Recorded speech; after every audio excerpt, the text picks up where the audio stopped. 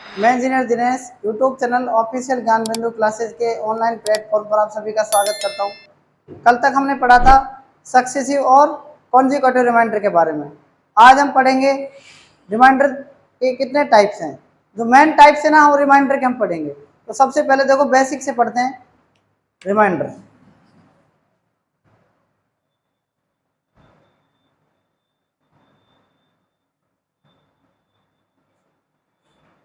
हिंदी अर्थ क्या होता है इसका? शेष फल।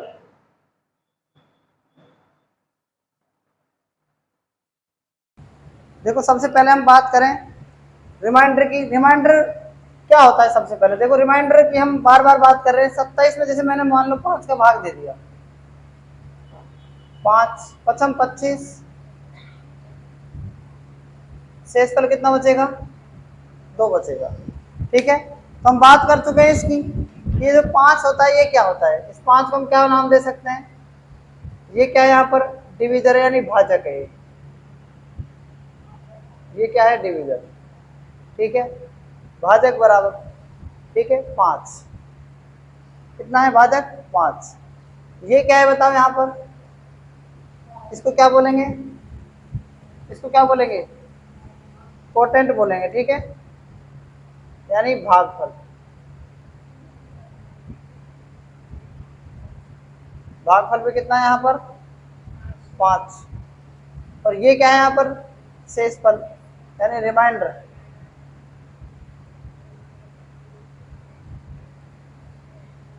शेषफल कितना है? 2। और भाज्य कितना है? भाज्य को क्या बोलेंगे बताओ? डिविडेंड बोलेंगे। क्या बोलेंगे? डिविडेंड। सही है, 27। ये 4 बात आपको समझ में आ गई होंगी, क्योंकि भाज्य बराबर क्या होता है? भाज्य बराबर भाजक गुणा में भागफल, और प्लस में क्या होता है? शेषफल। ठीक है, भाज्य बराबर भाजक गुणा भागफल प्लस शेषफल। भाज्य कितना है? 27। भाजक कितना है? 5। भागफल कितना है? 5। और शेषफल कितना है? 2। पचम 25 और 2 कितना हो जाएगा? 27। ये इसको चेक करने के लिए क्या आता है? रिमाइंडर का यूज किया जाता है। ठीक है, कि रिमाइंडर हमारा सही है या नहीं है। दूसरा भाग का भी, भाग संक्रिया के बारे में भी बताता है कि भाग सही हुआ है या नहीं हुआ है। देखो मेनली क्या है इसके अंदर? रिमाइंडर 2 टाइप के होते हैं। रिमाइंडर कितने टाइप के होते हैं? तो रिमाइंडर है ना, एक तो होता है पॉजिटिव। एक रिमाइंडर क्या होता है? पॉजिटिव। और एक होता है नेगेटिव। ठीक है, मेनली रिमाइंडर कितने टाइप के होते हैं? 2 टाइप के। एक तो पॉजिटिव होता है और एक क्या होता है? नेगेटिव। बात आगे समझ में नहीं आई, ये बताओ पॉजिटिव और नेगेटिव कैसे होता है, इसके बारे में हम देखते हैं। तो मैंने मान लो 20 में दिया 5 का भाग, या मैंने दिया 7 का भाग, 7 दूनी 14। 20 में 14 गए, कितने बचेंगे बताओ? 6 शेषफल। तो ये तो है इसका पॉजिटिव। उसके बाद आगे देखो, 20 में मैंने किसका भाग दे दिया? मैंने 7 का भाग दे दिया। मतलब एक बार इस संख्या से ज्यादा बार दो। 7 या 21 है ना। तो शेषफल कितना बचेगा बताओ? माइनस का 1 बचेगा। इस रिमाइंडर को क्या बोलते हैं? इसको बोलते हैं नेगेटिव रिमाइंडर। क्या बोलते हैं? नेगेटिव। इस रिमाइंडर को क्या बोलते हैं? पॉजिटिव। तो समझ में आ गया, एक होता है पॉजिटिव रिमाइंडर, एक होता है नेगेटिव रिमाइंडर। मैं दूसरे एग्जांपल से ले रहा हूँ एक बार। मैंने ले लिया मान लो 30 में मैंने ले लिया 7 का भाग, 7 चौक 28। शेषफल कितना बचेगा? 2 बचेगा। फिर से मैंने 7 का भाग दिया इसमें, लेकिन एक बार ज्यादा, इस संख्या से ज्यादा आना चाहिए, ऐसा भाग दो। 7 5 35। रिमाइंडर क्या बचेगा? माइनस का 5। ठीक है, तो आपको ये बात समझ में आ गई होगी। एक होता है पॉजिटिव रिमाइंडर और एक होता है नेगेटिव रिमाइंडर। आज तक आपने एक पॉजिटिव रिमाइंडर पढ़ा होगा, लेकिन अंतिम हमारा जो रिमाइंडर आता है ना, वो क्या आता है, पॉजिटिव ही आता है। कैसे आता है, जो आपका नेगेटिव रिमाइंडर आ रहा है इसको इसमें से माइनस कर दो, 7 में से 1 गए, कितने बचेंगे, 6 बचेंगे। देखो आप रिमाइंडर तो सेम है ना दोनों में, तो हम कह सकते हैं कि एक पॉजिटिव रिमाइंडर है, एक नेगेटिव रिमाइंडर है। आप देखो पॉजिटिव तो ये है ही, इसको 7 में से इसको घटा दो तो माइनस का है 5, कितना बच रहा है 2। आप मुझे बताओ ये रिमाइंडर और ये रिमाइंडर दोनों सेम है कि नहीं है। देखो अंतिम रिमाइंडर तो हमारा क्या होता है, पॉजिटिव ही होता है, नेगेटिव कभी होता ही नहीं है। अंतिम रिमाइंडर हमारा क्या होता है, पॉजिटिव होता है, नेगेटिव कभी होता ही नहीं है। ठीक है ना, तो ये बात आपको समझ में आ गई होगी। उसके बाद आगे हम और पढ़ेंगे, यहां तक आप नोट कर सकते हो इसको। अब आगे देखना, मोस्ट इंपोर्टेंट चीज क्या है इसके अंदर, ध्यान से देखना। मैंने एक नंबर ले लिया 35, क्या ले लिया 35, एक ले लिया मैंने 75, और इसमें आप 7 का भाग दो। किसका भाग देना है, 7 का। देखो आप जोड़ो इसमें 5 और 5 10 का 0, हासिल कितना 1, 7 और 3 10 और 1 11, शेष पर क्या बचेगा, 7 एकम 7, 4 बचा 0, 7 5 35, रिमाइंडर क्या बचेगा 5। ये आपका रिमाइंडर है। लेकिन एक बात ध्यान से सुनना, ये संख्या है n1 और ये संख्या है n2, ये संख्या है n1 और ये संख्या है n2, और ये संख्या मान ली मैंने n, इसमें इसका भाग दे रहे हैं हम n1 में और प्लस में n2 में हम n का भाग दे रहे हैं। मैं आपको प्रूफ करके बता रहा हूँ ऐसा क्यों होता है। ठीक है, ये जो प्रूफ करके बता रहा हूँ इसको आपको ध्यान से समझना है, ऐसा क्यों होता है। देखो n1 में मैंने n का भाग दिया, n1 में मैंने किसका भाग दिया, n का भाग दिया।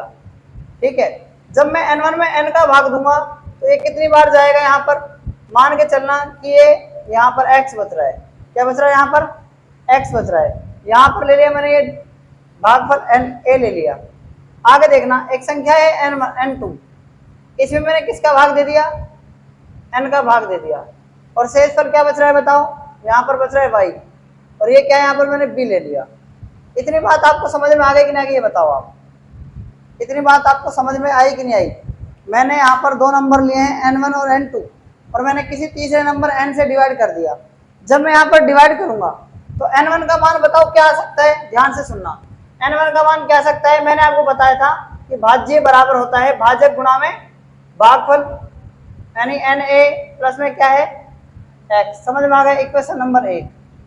ये क्या है n2, देखना आप, n2 क्या है, बराबर में n इंटू बी और प्लस में क्या जाएगा y। इक्वेशन नंबर क्या आ गया 2। इतनी बात सबको समझ में आई कि नहीं, ये बताओ आप, आ गई। अब आप देखना यहाँ पर, अब आप यहाँ पर देखना, n1 और n2 को जोड़ दो, यानी na प्लस में x और प्लस में क्या है n2 nb,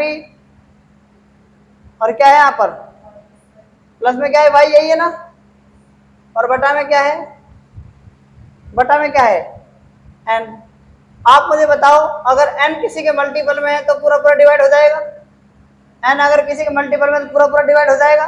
क्या बचेगा x और प्लस में y और बटा में क्या है n। यानी आपको एक बात समझ में आ गई, तो रिमाइंडर है ना उसको ही आप प्लस कर लो। आप रिमाइंडर को क्या कर लो, प्लस कर लो। आपने रिमाइंडर को प्लस कर लिया और n का भाग जब आप इसमें देंगे तो वही क्या बचेगा, इसका रिमाइंडर बच जाएगा। अब आपको ये बात समझ में कैसे आएगी, आपको इसको जोड़ने की आवश्यकता नहीं है, आप इसको जोड़ने की आवश्यकता नहीं है। कैसे करेंगे, ध्यान से देखना आप इसको। जैसे मैंने लिखा 35, मैंने लिखा 75, और क्या है, मैंने आपको जोड़ के इसमें किसका भाग दिया था, 7 का भाग दिया था। आप यहाँ पर ध्यान से देखना, इसमें रिमाइंडर क्या बच रहा है बताओ, आप बताओ, 0 बच रहा है रिमाइंडर। यहाँ पर इसमें रिमाइंडर क्या बच रहा है भाई, 7 एकम 7, कितना बचेगा 0, 5, यानी 5 रिमाइंडर बच रहा है, नहीं बच रहा है बताओ। अब ये बीच में चिन्ह किसका है, प्लस का, तो 0 और 5 को जोड़ो 5, और 5 में 7 का भाग जाता नहीं है, इसलिए रिमाइंडर क्या बचेगा 5 रिमाइंडर बच जाएगा। ये बात बताओ आपको समझ में आ गई कि नहीं आ गई। जो काम आप इनको जोड़कर कर रहे हैं ना और 7 का भाग दे रहे हैं, वो काम आप इनके रिमाइंडर को जोड़ दो और 7 का भाग दे दो, आंसर मिल जाएगा आपको। नहीं बैठी बात समझ में? अरे बात बैठ गई नहीं बैठी समझ में? ठीक है, तो यहाँ तक भी आप नोट कर सकते हैं। देखो अगर मान लो ये हो, मैंने एक संख्या ये ले ली 55 इंटू 56, 55 इंटू 56, और आप इसमें किसका भाग देंगे? 9 का भाग देंगे, शेषफल क्या बचेगा? अब की बार प्लस नहीं है, अब की बार क्या है? गुणा है। तो आप मुझे बताओ, इस नंबर को मैंने मान लिया n1 और 56 को मान लिया मैंने n2 और डिवाइड किससे कर दिया मैंने? n से। तो आप देखना n1 में n का डिवाइड करो, यहां मैंने मान लिया a और शेषफल बच रहा है मान लो x, ठीक है। n2 में मैंने नंबर मान लिया n का डिवाइड कर रहे हैं, नंबर मान लिया b और यहाँ पर क्या बच रहा है? y शेषफल बच रहा है। तो n1 का मान कितना हो जाएगा बताओ? n into n a plus में x हो जाएगा, और n2 का मान कितना हो जाएगा? एन बी प्लस में क्या हो जाएगा? y हो जाएगा। अब की बार देखना n1 इंटू n2 है, इसको आप इससे ब्रैकेट लगा दो। अब n1 इंटू n2 है, n1 का मान क्या है? na प्लस में x है ना, और इंटू में क्या है? nb प्लस में y, गुणा है ना अब की बार, और n से डिवाइड करना है आपको, ठीक है। n से डिवाइड कर दो, na को इस nb से मल्टीप्लाई करेंगे तो क्या जाएगा? n स्क्वायर a भी आ जाएगा, na को y से करेंगे तो क्या जाएगा? na y आ जाएगा, x को इससे गुणा करेंगे क्या जाएगा? nb x आ जाएगा, प्लस x को y से करेंगे तो क्या जाएगा? x y। डिवाइड बाई क्या कर दो? n से कर दो। आप देखो n जिसमें है वो डिवाइड हो जाएगा, ये भी डिवाइड हो जाएगा, ये भी डिवाइड हो जाएगा, क्या बच गया? x y और बटा में क्या आएगा? n। यहां से क्या प्रूफ हो गया कि जो शेषफल है ना, जो शेषफल है इनमें जो शेषफल आएगा उसी को क्या कर दो? मल्टीप्लाई कर दो। जो काम आप यहाँ पर मल्टीप्लाई करके कर रहे हो ना, वो इनके शेषफल से ये कर दो, यानी शेषफल को मल्टीप्लाई कर दो, आपका काम बन जाएगा। जैसे मान लो मैंने कहा आपसे कि 55 इंटू क्या है? 56 है। 55 इंटू क्या है? 56, और ये क्या है? यहाँ पर 9 है। 9 का जब डिवाइड करेंगे तो क्या जाएगा? 9 6 54 है ना। शेषफल कितना बचेगा? पॉजिटिव 1 बचेगा ना। इसमें 9 6 54, शेषफल कितना बचेगा? प्लस का 2 बचेगा, है ना। आप इसको गुणा, अगर बीच में गुणा है तो गुणा कर दो, 2 एकम 2, तो इसका आंसर क्या जाएगा? 2 आ जाएगा। आप बताओ ये बात आपको समझ में आई कि नहीं आई? ठीक है, तो इस क्वेश्चन को भी आप, इस पॉइंट को भी आप नोट कर सकते हैं। देखो मैंने एक क्वेश्चन तो ये दिया है और एक क्वेश्चन ये दिया है, ध्यान से आप समझना इस क्वेश्चन को। 27 की पावर क्या है? 54 है, और क्या है यहाँ पर? 26 है। आप 27 की पावर 54 को क्या लिख सकते हैं? आज तक इसको अपन रटते थे पहले, है ना, कैसे होगा? 26 प्लस में 1 की पावर 54, ऐसे नहीं करना है आपको। सबसे पहले आप इसको देखो, इसका मतलब क्या है? 27 की पावर 54 का मतलब क्या है? 27 को 54 बार लिखेंगे। 27 को कितनी बार लिखेंगे? 54 बार लिखेंगे। और इस तरीके से मैंने इसको 54 बार लिख दिया 27 को। मान लो कि 54 और 27 है, और डिवाइड किसका करना है आप बताओ? 26 का। तो आप मेरी बात ध्यान से समझना कि जो 26 है ना, इसमें इस 26 का इसके रिमाइंडर में जब आप क्या करेंगे? डिवाइड, मतलब इसमें जब डिवाइड करेंगे 27 में 26 का, तो आप बताओ रिमाइंडर कितना बचेगा? 1 बचेगा। तो किसका बचेगा? प्लस का 1 बचेगा ना। अभी मैंने आपको क्या बताया था ना कि ये क्या है, यहाँ पर भी प्लस 1 बचेगा, और ये गुणा में चलता जा रहा है, गुणा में प्लस का 1 चलता जाएगा, गुणा में प्लस का 1 चलता जाएगा। तो आप मुझे बताओ 1 गुणा 1 गुणा 1, बताओ क्या आएगा? 1 आ जाएगा ना। और 1 में जब 26 को अपन डिवाइड करेंगे तो शेषफल कितना बचेगा? 1 बच जाएगा, आंसर 1 आ जाएगा। समझ में आया कि नहीं आया बताओ? ये हमने इस कंसेप्ट को पूरा ए टू जेड, यानी बिल्कुल स्टार्टिंग से बिल्कुल बेसिक से निकाला है। 27 की पावर 56 का मतलब है 27 को 27 27 27, 26 का भाग सब में जाएगा। अभी हम बात कर रहे थे, अगर मान लो ऐसे होता 27 गुणा में 27, ऐसे था अभी थोड़ी देर पहले, है ना, कोई संख्या और दो अलग अलग भी थी, हो सकती है 26 का डिवाइड कर रहे थे। जो काम आप इसके गुणा करके कर रहे हैं वो काम आपने इसके शेषफल से कर दिया। नहीं बैठी बात समझ में? जो काम आप इसके किससे कर रहे थे? गुणा करके कर रहे थे ना, वो काम इसके शेषफल को गुणा करके कर दो, बस आंसर आपका आ जाएगा। तो एक शेषफल जो बच रहा है गुणा में है ना सारे, है ना, तो 1 को गुणा करने पर कितनी बार गुणा कर लो 1 ही आएगा ना। तो 26 में जब 26 के भाग 1 में देंगे, इसका मतलब शेषफल कितना आएगा? बात आगे नहीं आई समझ में? ये पूरा बेसिक से कंसेप्ट है, आज तक अपने इसको कैसे वो भी मैं आपको बता रहा हूँ। 27 को क्या लिख सकते हैं, 26 प्लस में 1 लिख सकते हैं और बटा में क्या है 26।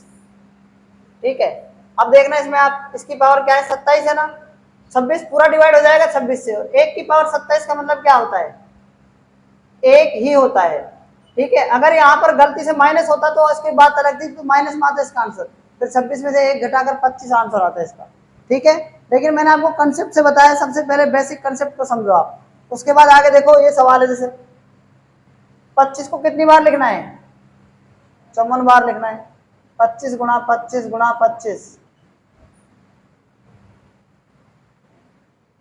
और मान लो मैंने लिख दिया इसको, ये 55वां 54वां 25 है, बटा में किसका भाग देना है बताओ, 26 का भाग देना है।